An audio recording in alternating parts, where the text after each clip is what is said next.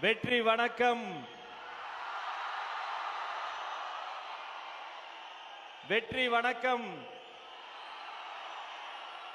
அஸ்ஸலாமு அலைக்கும். Praise the Lord. இதை மூன்றையும் சேர்த்து ஒரே வரியில் சொல்வதென்றால், பிறப்புக்கும் எல்லா உயிர்க்கும். உங்கள் அத்தனை பேருக்கும் வணக்கம் சொல்லி, மதில்கள் நிறைந்த மாநகரம், கோட்டை இருக்கிற வேலூர்,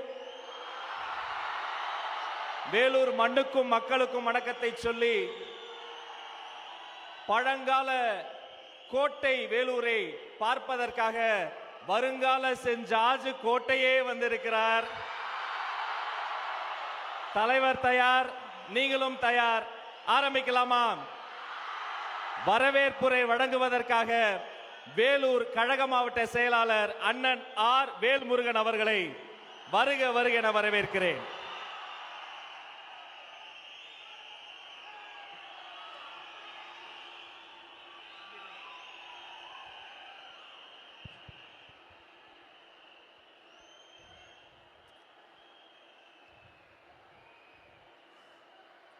தலைவருக்கு முதல் வணக்கம். பொதுச் செயலாளர் அண்ணனுக்கு வணக்கம். மாநில, மாவட்ட, நகர, ஒன்றிய, பேரூராட்சி, கிளைக்கழக, வார்டு பகுதி பொறுப்பாளர்களுக்கும், சகல அணிகளின் நிர்வாகிகளுக்கும், ஊடக நண்பர்களுக்கும் மற்றும் வேலூர் மாவட்ட நிர்வாக குழு நண்பர்கள், திரு வினோத் கண்ணன், திரு இம்தியாஸ், திரு பிரசாந்த், திரு தனசேகர், திரு அழகப்பன், சிந்து, ஹரி, சரவணன், டாக்டர் சுதாகர், இன்பராஜ், எல்கே வாசு, இளங்கோ குடியாத்தம், பரத் இளைஞரணி, ஆத்மா மாணவரணி, பரத் பகுதி செயலாளர், சசி வார்டு செயலாளர், தமிழ் மாவட்ட துணை செயலாளர், ஆடன் பிரபு கேவி குப்பம், கவி விவசாய அணி, பரத் தொழிலாளர் அணி, முத்து வர்த்தக அணி, விக்கி பகுதி செயலாளர், கார்த்தி பகுதி செயலாளர், ரமேஷ் பகுதி செயலாளர், கலைமதி மாவட்ட செயற்குழு உறுப்பினர், ஹைதர் பகுதி செயலாளர், வெங்கடேசன் கோணவாட்டம் பகுதி செயலாளர், ரகு அகரஞ்சாரி ஒன்றிய செயலாளர், திவ்யா பிரசாந்த், லதா தனசேகர் மற்றும் காட்பாடி மாவட்ட கழக செயலர் நவீன் அவர்களுக்கும் வணக்கம் சொல்லி வருக வருக என வரவேற்கிறேன். தமிழக அரசியலில் புதிய சகாப்தத்தை படைக்க புறப்பட்ட நம்மையெல்லாம் வழிநடத்த வந்திருக்கும் தமிழக வெற்றி கழகத்தின் தலைவர் அவர்களுக்கும், வேலூர் மாவட்ட மக்கள் சார்பாகவும் கழக தொண்டர்கள் சார்பாகவும் எனது நெஞ்சார்ந்த வரவேற்பை தெரிவித்துக் கொள்கிறேன். இந்த ஊர் அரசியல் கட்சி பிரமுகர்கள் எங்களுக்கு பல தடைகளை ஏற்படுத்தினார்கள். ஆனால் அனைத்தையும் தாண்டி நாம் இங்கு வெற்றிகரமாக இருக்கிறோம். வேலூர் கோட்டை எப்படி எதிரிகளுக்கு அசைக்க முடியாத இருந்ததோ, அதே போல நமது தலைவரின் கொள்கை கோட்டையும் இன்று தமிழகத்தின் அசைக்க முடியாத சக்தியாக மாறியுள்ளது. பிறப்புக்கும் எல்லா உயிருக்கும் என்கிற உயரிய தத்துவத்தை ஏந்தி சாதி மத பேதங்களை கடந்து மக்களை இணைக்கும் வந்திருக்கும் நமது தலைவரின் கரங்களை வலுப்படுத்த வேண்டியது நமது வேலூரின் மக்கள் கடமையாகும். தலைவரின் சொல்லுக்காக இங்கு திரண்டு வந்திருக்கும் என் அன்பு தம்பிகளே, மற்றும் தங்கைகளே மற்றும் தாய்மார்களே, உங்கள் அனைவரையும் அன்புடன் வருக வருக என வரவேற்கிறேன். தெரியும், அந்த வேலூர் மாவட்டம் எப்பொழுதும் மாற்றத்தை ஆதரிக்கும் மண். அந்த மாற்றத்தின் அடையாளம் திகழும் நமது தலைவரின் உரையை செவிடு மடக்க நம் அனைவரும் ஆவலாக உள்ளோம்.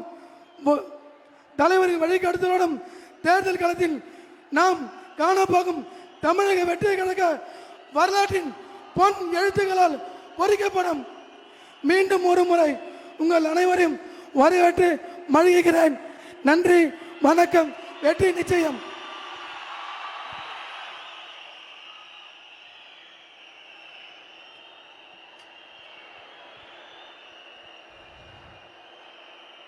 இந்த நொடிக்காக தான் காத்திருக்கிறோம் நாங்கள். தர்மத்தாயின் தவ புதல்வரே, தமிழக வெற்றி கழகத்தின் தலைவா, தலைவா வா, தலைமை ஏற்க வா, தலைமை உரைத்தா.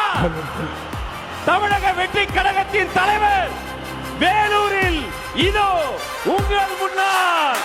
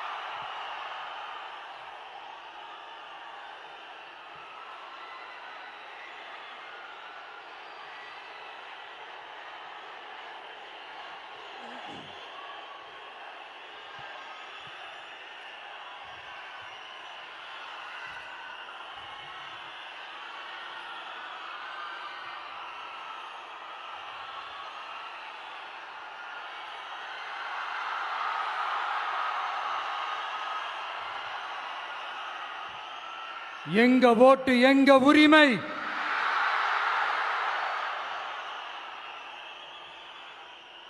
எங்களை யாரும் விலைக்கு வாங்க முடியாது.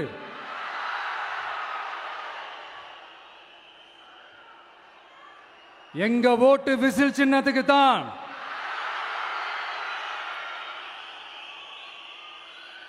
யாரையும் நம்பி ஏமாற மாட்டோம்.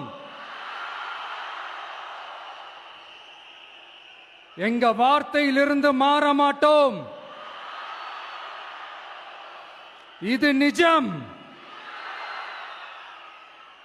தேங்க்யூ.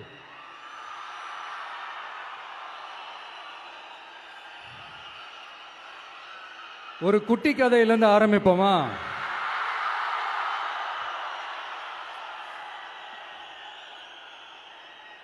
ஒரு பெரிய ஊரு, ஒரு 4 ரோடு ஜாயிண்ட் ஆகிற மாதிரி ஒரு ஜங்ஷன்,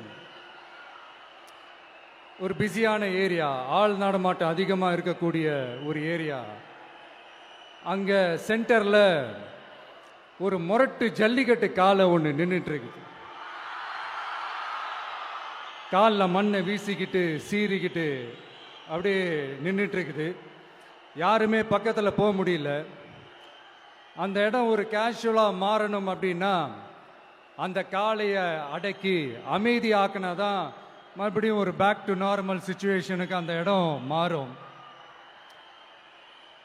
அந்த ஊரில் இருக்கிற ஒரு சில பேருக்கு மட்டும்தான் அந்த காளை அடங்கும். அவங்க யாருமே அங்கே இல்லை. ஆனால் அந்த க்ரௌடில் இருந்த ஒரு சில பேர், ஆல்ரெடி அந்த காளையை அடக்கணங்களோட இருந்த ஒரு சில பேர், எங்களுக்கு இல்லாத அனுபவமா?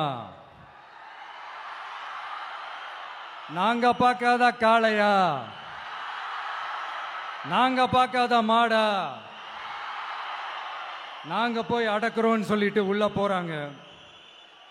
ஒருத்தராலையும் அந்த காளையை தொடக்கூட முடியல. எல்லாரையும் அடிச்சு வீசி தூக்கி போட்டுருச்சு. இப்ப என்னடா பண்றது அப்படின்னு பார்க்கும்போது அந்த கூட்டத்தை விலக்கிட்டு ஒரு சின்ன பையன் ஒரு என்ட்ரி ஒன்று கொடுக்குறான். உங்களுக்கு தான் தெரியும்ல, டேய் எங்களாலே முடியல, நீ எல்லாம் என்னத்தை போய் கிழிக்க போற, எங்களுக்கு அவ்வளோ அனுபவம் இருக்குது, நாங்களே அடிபட்டு ஓரமா படுத்து கிடக்கிறோம், இவன் விளையாட்டுத்தனமா ஏதோ பண்ணிட்டு கிடக்கிறான், பாவம் அந்த காலை கிட்ட போய் அடிபட்டு சாவ போறான், பச்சா பையன், அந்த பையன், இந்த பையன், அண்டர் எஸ்டிமேட் பண்றது, ஏளனமா பேசுறது, இப்படி ஒரு பக்கம். இன்னொரு பக்கம் பரிதாபப்பட்டு ஐயோ பாவமே இப்படி தனியா போய் மாட்டிக்கிட்டானே அந்த காலை கிட்ட என்ன பண்ண போறானோ அப்படின்ட்டு ஒரு பக்கம் பரிதாபப்பட்டு பேசுறாங்க. அந்த சின்ன பையன் எதுவுமே காதலையே போட்டுக்காம 2 பாக்கெட்லையும் கையை விட்டுக்கிட்டு ஸ்டைலா கெத்தா தில்லா அப்படியே உள்ள போறான். ஒரு ஸ்டெப் எடுத்து வைக்கிறான், அந்த கால் அப்படியே சீறிக்கிட்டே நின்றுட்டு இருக்குது. இன்னொரு ஸ்டெப் எடுத்து வைக்கிறான், கால் அப்படியே சீறிக்கிட்டே முன்னாடி வருது. மக்கள் எல்லாரும் பதட்டத்தோட அப்படியே பார்த்துட்டு இருக்கிறாங்க. இன்னொரு ஸ்டெப் எடுத்து வைக்கிறான், கால் அப்படியே முட்டை வரும்போது பாக்கெட்டுக்குள்ள மறைச்சு வச்சிருந்த 2 புல்லுக்கட்டு அது அந்த காலை கிட்ட காட்டுறான். காலை அப்படியே சடனா வந்து நின்று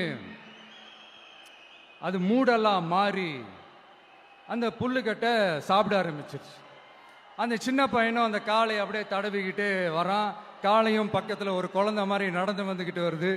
பக்கத்தில் இருந்த ஒரு வயல்வெளியில் அந்த காளையை மேய விட்டுட்டு வரான். மக்கள் எல்லாரும் அந்த பையனை ஆச்சரியமாக பார்க்குறாங்க. அந்த அடிபட்டு கிடந்த அந்த அனுபவசாலிங்க தலையை தொங்க போட்டு நின்றுட்டு இருக்கிறாங்க. ஏன்னா பேசின பேச்சு அப்படி. வாய் இருக்குன்றதுக்காக நக்கலுமா நையாண்டியுமா நச நச நச நசன் ஒரே பேச்சு. என்ன பண்றது, தலையை குனிஞ்சு அப்படியே நின்றுட்டு இருக்கிறாங்க. அங்க ஒரு பெரியவர் வர்றார். வந்து அந்த பையன்கிட்ட கேட்கிறாரு, எப்படிப்பா இப்படி ஒரு முரட்டு காலை சீறிட்டு நின்றுட்டு இருந்தது, எப்படி அந்த காளையை அடக்கின அப்படின்னு கேட்டதுக்கு அந்த பையன் சொல்றான், ஐயா எனக்கு அந்த காளையை பார்த்தா கோபமா இருந்த மாதிரிலாம் எனக்கு தெரியல, அந்த காலை பசியோடு இருந்த மாதிரி இருந்தது, அதனால தான் அந்த புல்லுக்கட்டை காமிச்சவொடனே ஓகே நமக்கு தேவையானது கிடைச்சிருச்சு அப்படின்னோடனே அந்த புல்லுக்கட்டை சாப்பிட்டுட்டு நம்மளோட அப்படியே ஜாலியாக வாக்கிங் வந்துருச்சு அப்படின்னு சொன்னான். இதை கேட்ட அந்த பெரியவர் சொன்னாரா, இந்த சின்னவங்க பெரியவங்க அனுபவம் இருக்கிறவங்க அனுபவம் இல்லாதவங்க இதெல்லாம் விஷயமே கிடையாது. யாரா இருந்தாலும் அந்த சூழலுக்கு ஏற்ற மாதிரி அந்த சிச்சுவேஷனுக்கு தகுந்த மாதிரி என்ன பண்ணி அந்த ப்ராப்ளமை சால்வ் பண்றான், ஏது பண்ணி அந்த ப்ராப்ளமை சால்வ் பண்றான், அதுதான் விஷயமே, அதுதான் மேட்ரு. ஸோ நீ சூப்பர்ப்பா, என்ன ப்ராப்ளம் வந்தாலும் நீ சால்வ் பண்ணிடுவ அப்படின்னு முதுகில் தட்டி கொடுத்துட்டு அந்த பெரியவர் போறார். இப்போ அந்த கதையில் அந்த முரட்டு ஜல்லிக்கட்டு காலை தான் நம்ம தமிழ்நாட்டு அரசியல் களம்.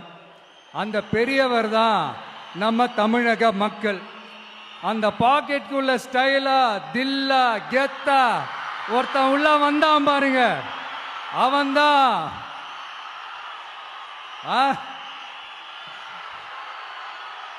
நான் இல்லைங்க, நான் இல்லை, நானு நீங்க நாம எல்லாருமா சேர்ந்து மாபெரும் மக்கள் சக்தியா இருக்கக்கூடிய நம்ம டிவிக்கு,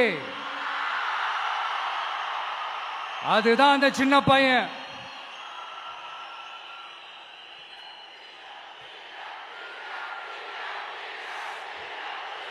தேங்க்யூ தேங்க்யூ தேங்க்யூ.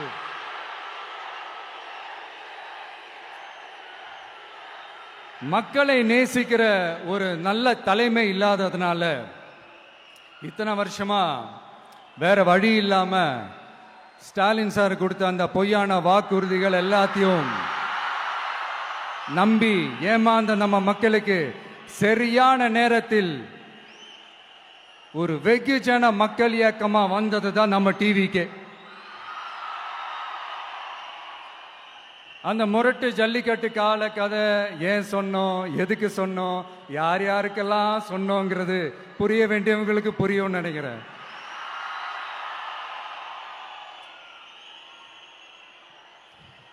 இப்போ நாம ஒவ்வொரு வீட்டில் உயிரா உணர்வா இருக்கிறோம். ஆனால் நான் உங்கள் எல்லாரையும் நேரில் சந்திக்கணும், நீங்கள் இருக்கிற ஊருக்கே உங்களை சந்திக்கணும் அப்படின்றது தான் எனக்கு மனசில் இருக்கிற ஒரு பெரிய ஆசை. ஆனால் அந்த சிச்சுவேஷன் ஒரு எதிர்கட்சியாக இருந்து கேள்வி கேட்டுட்டு இருக்கிற இந்த நேரத்தில் நமக்கு எதிராக என்ன சூழ்ச்சிகள்லாம் நடக்குதுன்றது உங்கள் எல்லாருக்குமே நல்லா தெரியும். அதனால் இப்போ உங்களுக்கு ஒரு வாக்குறுதியை கொடுக்குறேன். நம்மளுடைய ஆட்சி அமைஞ்சதும் ஒவ்வொரு கிராமத்துக்கும் நான் நேரடியா என்னுடைய சொந்தங்களாகிய உங்க எல்லாரையும் நான் சந்திக்கிறேன்.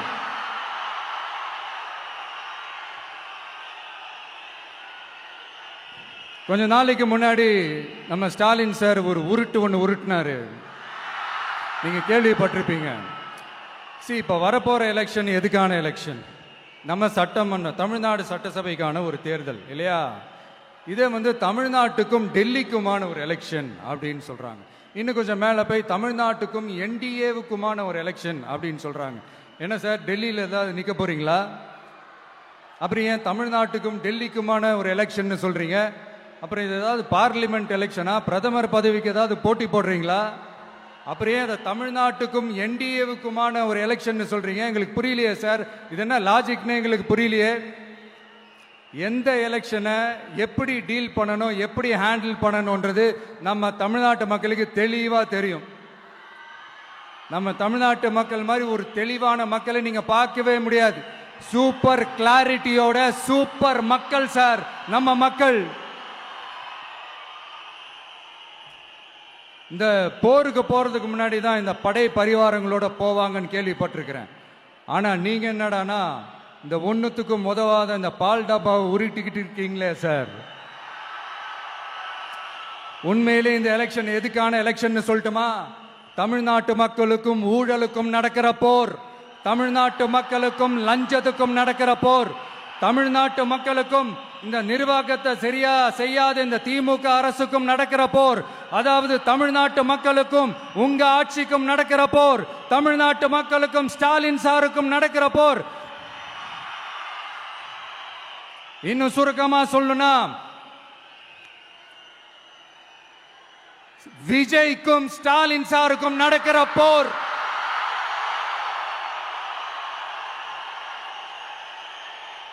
இதுக்கு நடுவுல இந்த என்டிஏ டெல்லி இதெல்லாம் என்ன லாஜிக்னே புரிய மாட்டேங்குது சார். தமிழ்நாடு தான் விஜய், இந்த விஜய் தான் தமிழ்நாடு. தூய சக்தி டிவிகேவுக்கும் தீய சக்தி டிஎம்கேவுக்கும் தான் இந்த போர். இப்படி உக்கிரமா இருக்கிற இந்த போர்ல மறுபடியும் ஒன்னுத்துக்கும் உதவாத இந்த பால் டப்பாவை உருட்டிக்கிட்டு இன்னொரு காமெடி வேற. அது என்னடானா அவரோட ஆட்சியில தான் தமிழ்நாடு சூப்பர் ஸ்டார் மாநிலமா இருக்குதான். கரெக்ட், தமிழ்நாடு சூப்பர் ஸ்டார் மாநிலம் தான். காமராஜர் அவர்கள் டைம்ல, அண்ணா அவர்கள் டைம்ல, எம்ஜிஆர் அவர்களோட ஆட்சியில. இன்னைக்கு ஒன்னுத்துக்கும் உதவாத இந்த உல்டா மாடல் ஆட்சியில தமிழ்நாடு சூப்பர் ஸ்டார் மாநிலமாலாம் ஒண்ணு இல்ல, சூப்பர் ஸ்டாண்ட் அப் காமெடிக்காரர் நடத்துற மாநிலமா மாறிடுச்சு. மக்களே, உங்களுக்காக மட்டுமே தான் வர தடைகள், சதிகள், சூழ்ச்சிகள் எல்லாத்தையும் தாண்டி இந்த 2026 இந்த தேர்தல்ல டிவிக்கு தில்லா நிற்கும்.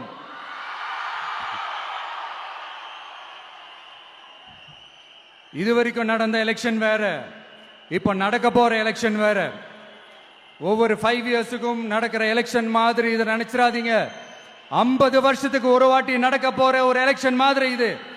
அதிசய எலெக்ஷன். ஒரு எலெக்ஷன்ல அவங்களோட எதிரிகளை தான் எதிர்ப்பாங்க, அப்படிதான் எதிர்ப்பாங்க, அதுதான் யதார்த்தமும் கூட. ஆனா இந்த எலெக்ஷன்ல தான் ஒட்டுமொத்தமா எல்லாருமா சேர்ந்து ஒருத்தனை எதிர்க்கிறாங்க. ஒட்டுமொத்தமா எல்லாருமா சேர்ந்து இந்த விஜயை எதிர்க்கிறாங்க. ஏன்னா இந்த விஜய் ஊழலை எதிர்க்கிறான், லஞ்சத்தை எதிர்க்கிறான், மக்களோட மக்களா நிக்கிறான். அந்த மக்கள் அவன் கூட நிக்கிறாங்க. அந்த காண்டு எப்படி? அந்த காண்டு தான் ஒட்டுமொத்தமா எல்லாருமா சேர்ந்து ஒருத்தனை எதிர்க்க காரணம். நீங்க எப்படி வேணா எதிர்த்துக்காங்க, ஆனா போட்டி ரெண்டு பேருக்கு நடுவில் உள்ளதான் ஒண்ணு. இன்னொன்னு, இந்த எலெக்ஷன் டேல மேக்சிமம் என்ன பண்ணுவீங்க? போவீங்க, ஓட்டு போடுவீங்க, வருவீங்க, அவ்வளவுதான் உங்களுடைய பார்ட்டிசிபேஷன். ஆனா இந்த எலெக்ஷன்ல நீங்க பங்கெடுத்துக்க போறீங்க. எஸ், உங்க வீட்டில் இருக்கிற ஒரு விஜய் தான், உங்க வீட்டில் இருக்கிற ஒரு விஜய் தான் வேட்பாளரா நிக்க போறாங்க. உங்க வீட்டில் நிக்கிற ஒரு வேட்பாளர்னா அப்போ உங்க வீட்டில் இருக்கிற மற்றவங்க எல்லாருமே வாக்காளர்கள் தானே. உங்க அம்மா, உங்க அப்பா, உங்க அண்ணன், உங்க தம்பி, உங்க சொந்தம் டிவிக்கே வேட்பாளர் அப்படின்னா அப்போ உங்க ஓட்டு விசில் சின்னத்துக்கு தான் எல்லாருக்குமே தெரியும். ஏன், நம்மளோட எதிரிங்களுக்கு கூட அது நல்லாவே தெரியும். அதனாலதான் நமக்கு எதிராக அவ்வளவு அவதூறு பரப்புறாங்க. என்னென்ன அவதூறு பரப்புறாங்கன்றது உங்களுக்கே நல்லா தெரியும். ஆனா அவங்களுக்கு தெரியாது, ஏன் மேல அவதூறு பரப்புனா அது மக்கள் மேல அவதூறு பரப்புற மாதிரின்னு. எனக்கு அரசியல் தெரியலன்னு சொன்னா அது மக்களுக்கு அரசியல் தெரியலன்னு சொல்ற மாதிரின்னு. என்ன அசிங்கமா பேசினா அது மக்கள் அசிங்கமா பேசுற மாதிரின்னு. எனக்கு எதிராக செய்யற ஒவ்வொரு செயலும் அது மக்களுக்கு எதிராக செய்யற செயல் அவங்களுக்கு தெரியாம போச்சு. இந்த விஜயும் மக்களும் வேறு வேறு இல்லை. இந்த விஜயும் மக்களும் ரத்தமும் சதையும் மாறி, உடலும் உயிரும் மாறி, ஒன்னிலிருந்து ஒண்ண பிரிக்கவே முடியாது. எஸ், சென்சிட்டிவான சென்டிமெண்ட், அது சென்சிட்டிவான சென்டிமெண்ட்.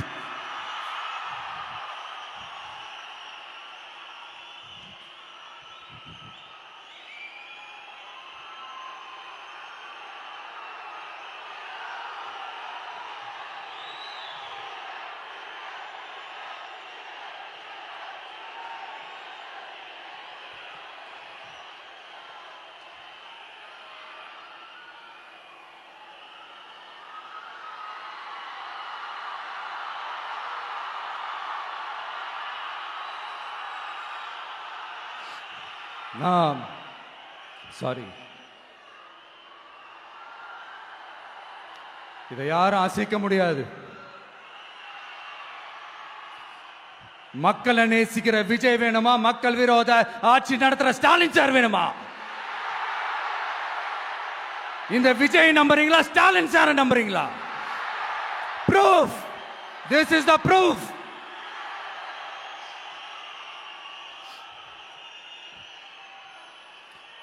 இந்த தீய சக்தி, ஊழல் சக்தி, இதெல்லாம் ஏன் சொல்றோம், எதுக்கு சொல்றோம், யாரை சொல்றோன்றதெல்லாம் மக்களுக்கு தெளிவாக தெரியும். அதே மாதிரி டிவி கேவுக்கு போட்டி டிஎம்கே தான்றதும் மக்களுக்கு தெளிவாக தெரியும். அப்படி இருக்கும்போது நாம் ஏதாவது பேசினா வாண்டடா சில பேர் வந்து வண்டியில் ஏறி உட்காந்துக்கிறாங்க. ஆமா, வாண்டடா சில பேர் வண்டியில் ஏறி உட்கார்ந்துக்கிட்டு குரல் கொடுக்குறாங்க. சீரியஸாக ஒரு போட்டி நடந்துக்கிட்டு இருக்கும் போது இங்கே காமெடிக்கெல்லாம் இடம் இல்லை பாஸ். இதெல்லாம் மக்களுக்கு தெளிவாக தெரியும். இந்த நேரத்தில் ஒரு சீரியஸ் கேள்வியை இன்னைக்கு இருக்கிற மிகப்பெரிய அரசியல்வாதிங்க கிட்ட கேட்கணும்னு நான் நினைக்கிறேன். நீங்க அரசியலுக்கு வர்றதுக்கு முன்னாடி உங்ககிட்ட இருந்த சொத்து எவ்வளோ? அரசியலுக்கு வந்ததுக்கு அப்புறம் இன்னைக்கு உங்ககிட்ட இருக்கிற சொத்து எவ்வளோ? அதை ஓப்பனா டிக்ளேர் பண்ண முடியுமா? அப்படி வந்த காசெல்லாம் என்னென்ன தொழில் செஞ்சு வந்துச்சு, என்ன வேலை செஞ்சு வந்துச்சு, உண்மையிலே நீங்க உழைச்சி சம்பாதிச்ச காசா, இல்ல ஆட்சி அதிகாரத்துக்கு வந்ததுக்கு அப்புறம் ஆட்டைய போட்ட காசா? இதெல்லாம் ஓப்பனா டிக்ளேர் பண்ண முடியுமா? இதெல்லாம் நம்ம கேட்டா எல்லா ஊழல்வாதிகளும் ஒன்னா சேர்ந்து நம்ம மேல சேத்தவாரி வீசுவாங்க. அதை பத்திலாம் நமக்கு கவலை இல்லை. ஏன்னா நாம யாருன்னு மக்களுக்கு நல்லாவே தெரியும். எனக்கு ஒரு புது ஃப்ரெண்ட், புது நண்பர் ஒருத்தர் கிடைச்சிருக்கார். யார் தெரியுமா? தெரியாதா? முதல்வர் அவர்கள் தான். இப்போ ஒரு நிருபர் ஒருத்தர் கேட்ட கேள்விக்கு எனக்கு எதிரிகள்லாம் யாரும் இல்லை, அவங்க எல்லாருமே எனக்கு நண்பர்கள் தான் அப்படின்னு சொன்னாங்களே. அப்படி நாங்கெல்லாம் உங்களுக்கு நண்பர்கள்னா அப்புறம் ஏன் சார் கரூர் விஷயத்துல ஏன் மேல பழி தூக்கி போட்டீங்க?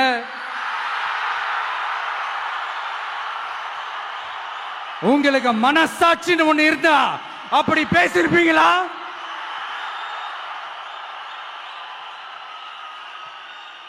அப்படி நாங்களாம் உங்களுக்கு நண்பர்கள்னா ஒரு ஈவெண்ட், ஒரு ஃபங்க்ஷன் நடத்துறதுக்கு ஒரு இடமோ ஒரு பர்மிஷனோ ஏன் கொடுக்க மாட்டேன்றீங்க? எல்லாத்தையும் நீங்களே பண்ணிட்டு போற போக்கில் அப்படியே பொய்களா அடிச்சு விட்டுக்கிட்டு இருக்கீங்க. உங்களோட உண்மையான நண்பர்கள் யாருன்னு சொல்லட்டுமா? லஞ்சம், ஊழல், அரசியல் ஆதாயம், இதெல்லாம் தான் உங்களோட உண்மையான நண்பர்கள்.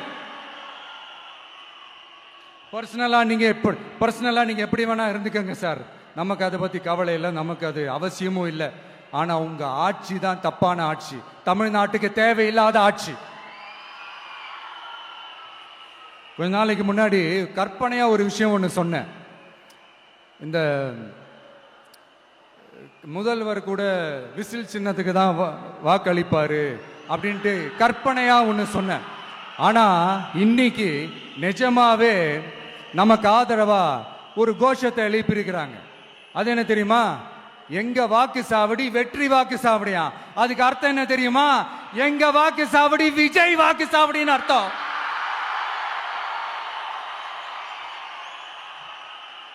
அது சரி, மக்களோட இந்த ஆதரவை பார்த்துட்டு அவர் அறியாமலே எப்படி பேசிட்டாரு என்னமோ தெரியல. 50 வருஷம் எக்ஸ்பீரியன்ஸ் அரசியல்ல, உண்மை என்னன்னு ஒத்துக்கிட்டு தானே ஆகணும்.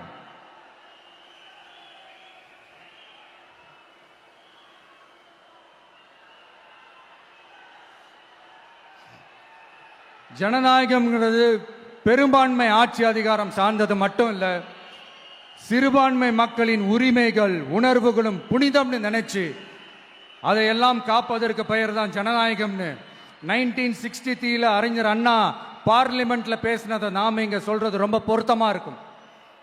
அறிஞர் அண்ணா சொன்னது தான் டிவிகேவோட நிலைப்பாடும். இந்த ஸ்டாண்ட்ல நாம 100% உறுதியா இருப்போம். யாருக்காகவும் எதுக்காகவும் இதுல சமரசமே கிடையாது. மதச்சார்பற்ற சமூக நீதி தன்மை தான் நம்ம அடிப்படை கொள்கைகள் ஒன்று, அதில் எந்த மாற்றமும் எப்பவும் கிடையாது. ஆனா இதெல்லாம் மறந்துட்டு எப்படியாவது எதையாவது செஞ்சு ஓட்டு வாங்குறதுக்காகவே இங்க சில பேர் இருக்கிறாங்க. அவங்கள மாதிரி நமக்கு அப்படி சில பிரச்சனைகள்ல எரியற நெருப்புல எண்ணெய ஊத்துற எண்ணமே இல்லை.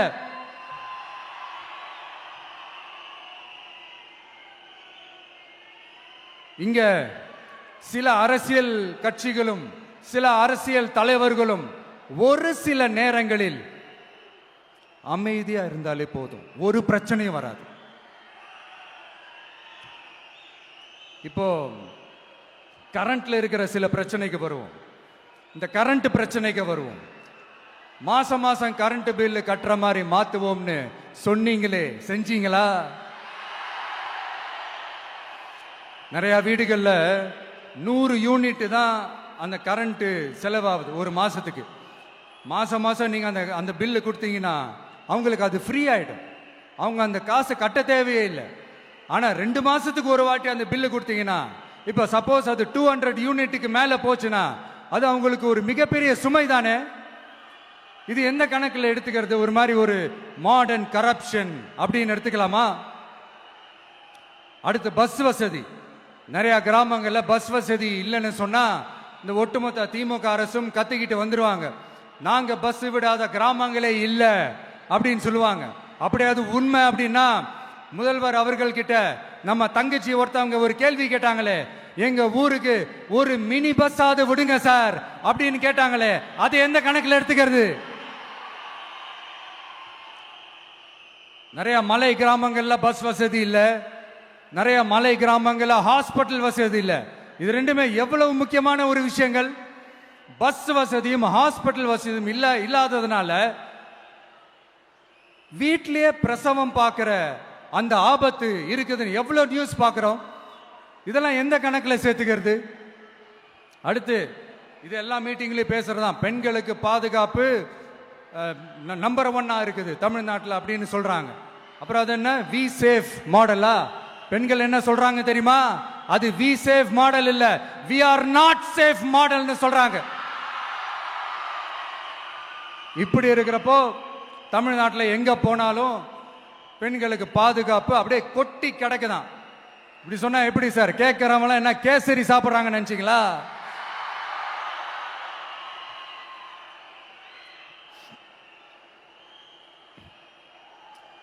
அடுத்து இந்த சட்டம் ஒழுங்கு, அது காணாம போய் ரொம்ப நாள் ஆச்சு. இவன் வேற, இந்த விஜய் வேற, எங்க போனாலும் இந்த மக்கள் கிட்ட இந்த சட்டம் ஒழுங்கை பத்தி பேசி ஞாபகப்படுத்திக்கிட்டே இருக்கான்னு முதல்வர் அவர்கள் அவங்க கூட இருக்கிறவங்க கிட்ட எல்லாம் சங்கடப்பட்டாராம். நாம் என்ன பண்றது? நாம தான் தமிழ்நாட்டோட விசில் ப்ளோயர் ஆச்சே. நாம எப்படி சைலண்டா இருக்க முடியும்? நாமளும் கேள்வியா கேட்கிறோம், ஆனா பதிலெல்லாம் வந்த மாதிரியே தெரியல. இருந்தா தானே வர்றதுக்கு, வச்சுக்கிட்டா வஞ்சனை பண்றாரு. 5 வருஷமா பதிலே சொல்லாம அப்படியே கடந்து வந்துட்டாரு. ஆனா இனிமே அப்பெல்லாம் இருக்க முடியாது, பதில் சொல்லி ஆகணும். மக்களே, இந்த தீய சக்தி, இந்த அட்ராசிட்டிய ஒரு எண்டு கார்டு போடணும் அப்படின்னா அவங்கள சுவிட்ச் ஆஃப் பண்றது தான் ஒரே சொல்யூஷன். அதுக்கான ரிமோட் தான் வரப்போற எலெக்ஷன். அந்த ரிமோட்ல நீங்க அழுத்த வேண்டியது ஒரே ஒரு ஆப்ஷன், அதுதான் நம்ம விசில் சின்னத்தோட பட்டன். இத 4 விஷயத்தை நீங்க செஞ்சாலே போதும். ஒவ்வொரு இவிஎம் மிஷின்லயும் விசில் சின்னத்துக்கு நேரா இருக்கிற அந்த பட்டனை பச்சக்கு பச்சக்கு பச்சக்குன்னு ஒரு அழுத்துங்க. எப்படி? அவ்வளவுதான். நாம காஞ்சிபுரத்தில் பேசும்போது நம்மளுடைய விஷன் என்னன்னு சொன்னோம். இப்ப அதனுடைய கண்டினியூஷனா சில விஷயங்கள் இங்க நான் சொல்லணும்னு ஆசைப்படுறேன். இப்பவும் சொல்றேன், உறுதியா சொல்றேன், சத்தியமா சொல்றேன். பெண்கள், பெண் குழந்தைகள், ஆண் குழந்தைகள் பாதுகாப்பு நம்ம ஆட்சியில நம்பர் 1 இருக்கும். சட்டம் ஒழுங்கு ரொம்ப ரொம்ப ஸ்ட்ரிக்டா இருக்கும். அரசு பள்ளிக்கூடங்களும் கல்லூரிகளும் முதல் தரமா இருக்கும். போட்டி தேர்வுகளுக்குன்னு லட்சங்களை கொட்டி தனி கோச்சிங் சென்டர் போய் படிக்க அவசியமே இருக்காது. ஏன்னா கவர்மெண்ட் ஸ்கூல், காலேஜ் சிலபஸே போட்டி தேர்வுகளை ஈஸியா சந்திக்கிற வகையில் அந்த ஸ்டாண்டர்டுக்கு ஏத்த மாதிரி அமைக்கப்படும். உயர்நிலை பள்ளி பாடத்திட்டங்களிலேயே அடிப்படை அரசியல் சாசன சட்டம் சேர்க்கப்படும். மாநில மற்றும் ஒன்றிய அரசு அலுவலகங்கள், வங்கிகளின் செயல்பாடுகள் மற்றும் அவற்றை அணுகும் முறை குறித்து மாணவர்களுக்கு தெளிவான புரிதலை ஏற்படுத்தும் வகையில் தேர்வுகள் அற்ற செயல்முறை பாடமாக கற்பிக்கப்படும். இந்தியா முழுக்க உள்ள ஒன்றிய அரசு சார்ந்த கல்வி நிலையங்கள் மற்றும் அதன் சேர்க்கை அட்மிஷன் குறித்து புரிதலும் தெளிவும் மாணவர்களுக்கு உருவாக்கப்படும். அனைத்து அரசு பள்ளிகளிலும் பெண் குழந்தைகளுக்கு சுத்தமான, சுகாதாரமான மற்றும் தரமான கதவுகள் பொருத்தப்பட்ட ரெஸ்ட் ரூம்கள் அமைப்பது உறுதி செய்யப்படும். போதைப் பொருட்கள் இல்லாத தமிழகம் உருவாக்கப்படும். மாவட்ட கலெக்டர்கள் மற்றும் எஸ்பிக்களில் சரி பாதி பெண்களாக இருக்கும்படி செய்வோம். மலை கிராமங்களில் அரசு ஆரம்ப சுகாதார நிலையங்கள் பிரசவம் பார்க்கும் வசதியுடன் அமைக்கப்படும். பஸ் போக்குவரத்து இல்லாத கிராமங்கள் மற்றும் மலை கிராமங்களே இல்லை என்ற நிலை உருவாக்கப்படும். ஏற்கனவே அமைப்பு சாரா தொழிலாளர்கள் அமைப்பு இருந்தாலும் ஆட்டோ, டாக்ஸி மற்றும் லாரி டிரைவர்களுக்கென அவர்களின் நலன்களுக்காகவும் குடும்ப நலன்களுக்காகவும் தனியாக நல வாரியம் அமைக்கப்படும். தென் தமிழகம் உட்பட தமிழகத்தின் தேவையான பகுதிகளில் தொழிற்சாலைகள் அமைக்கவும் தொழில் வளம் பெருக்கவும் தனி கவனம் செலுத்தப்படும். விவசாயிகள், மீனவர்கள் மற்றும் நெசவாளர்களின் கருத்துக்களை அறிந்து அவர்களுக்கான திட்டங்கள் காலத்தின் தேவைக்கேற்ப உருவாக்கப்படும். இப்போ நம்ம ஸ்டாலின் சார் அறிவாலயம் பக்கத்தில் யாரு நடந்து போனாலும், அறிவாலயம் பக்கத்தில் யாரு நிழலுக்கு ஒதுங்கினாலும் கூட்டணியில சேர்த்துக்கிறாரு. அந்த வச்சிருக்கிற பணத்தில் ஒரு பங்கு ஒன்று கொடுத்து, அதுக்கு பேர் கல்லாப்பெட்டி கூட்டணின்னு வச்சிருக்கிறேன். அந்த கல்லாப்பெட்டி கூட்டணியை ரொம்ப கஷ்டப்பட்டு சேர்த்திருக்கிறார். ஆனா அவருக்கு நான் சொல்றேன், இந்த அறத பழைய கூட்டணி கணக்குகளோ இந்த கொள்ளையடிச்ச பணத்தையே வச்சு எங்க மக்களை ஏமாத்தி எல்லாம் ஜெயிக்க முடியாது. ஏன்னா இது மாபெரும் மக்கள் சக்தியான வித்தியாசமான விசில் புரட்சி எலெக்ஷன்.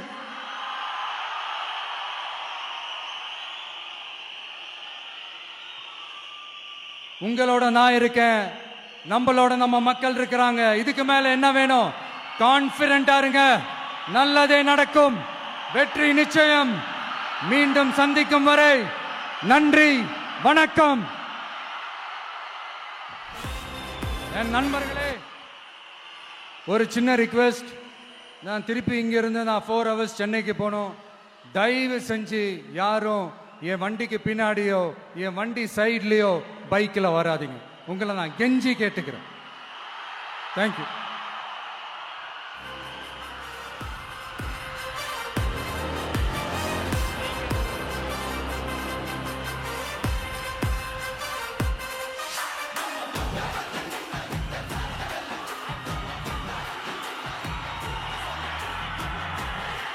வெற்றி தலைவர் அவர்களுக்கு நன்றி.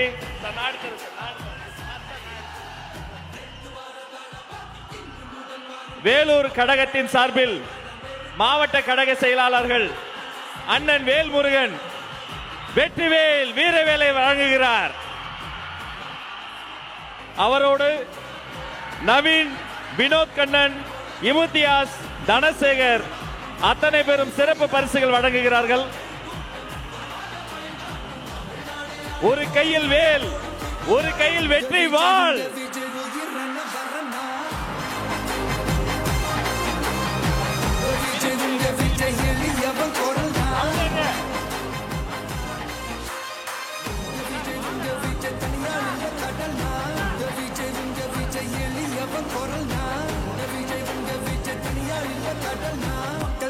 மன்னர்களை உனக்கு காட்ட வரனா.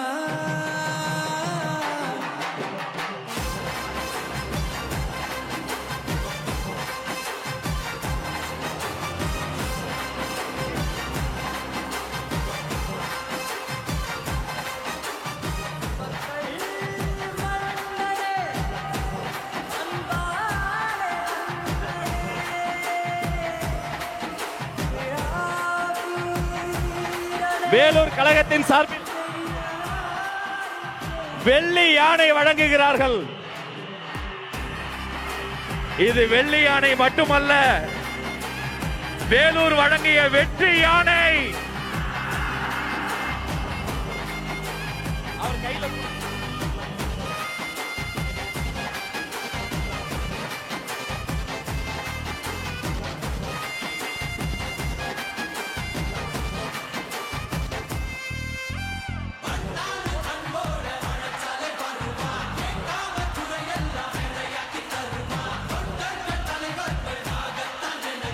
வேலூர் கழகத்தின் சார்பில் தங்க கோயிலும்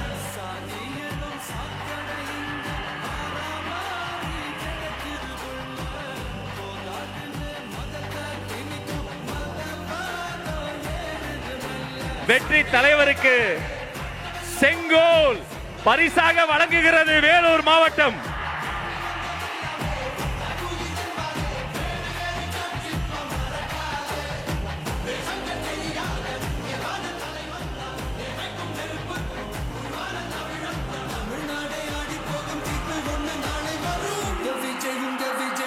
நன்றி நன்றி.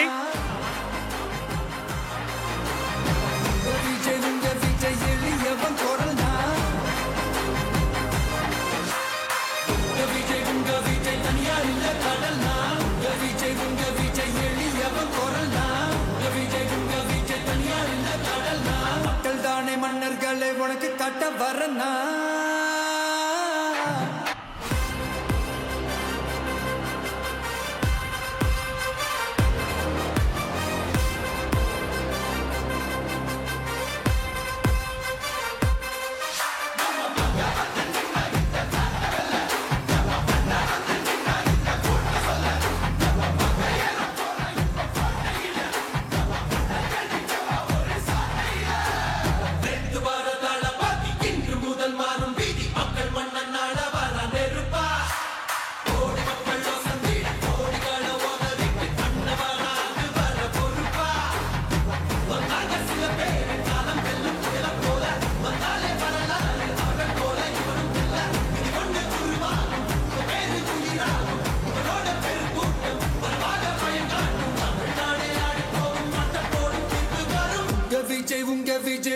வரன வரனா